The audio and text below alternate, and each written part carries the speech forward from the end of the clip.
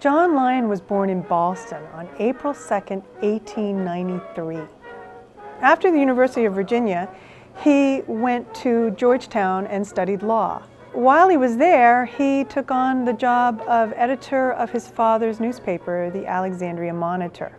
He was like many idealistic young men of the era and volunteered to serve in the hospital corps in France in 1915.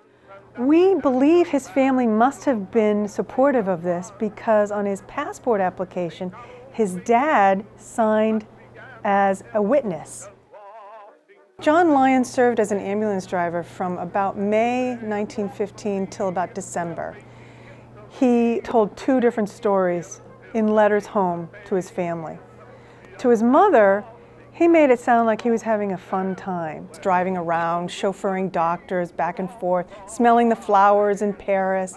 But to his sister, he wrote letters that were much more moving about his experience near the battlefield. He painted a story of needing to only drive at night so the Germans wouldn't attack the ambulances that he was driving. He talked about the difficulties of being on the front. Johnny, get your gun, get your gun, get your gun. After he returned from France, he wasn't ready yet to settle down in Arlington, and he enlisted in the U.S. Army officially. In September 1918, John's unit took part in the Meuse-Argonne offensive, which was the final push against Germany. He spent the next 47 days, the last 47 days of his life, fighting over 4 miles of land between France and Germany.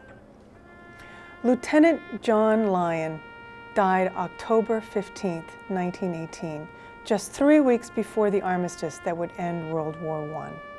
His parents got a letter from a Major H.L. Opie that told them how their son had died.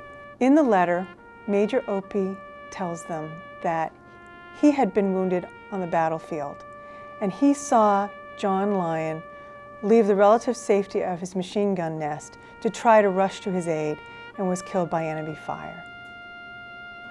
John Lyon's valor is not forgotten here in Arlington. His name, along with 12 others who lost their lives in World War I, is on the Arlington War Memorial plaque in Clarendon Circle. And in 1934, VFW Post 3150 established itself and named itself for him.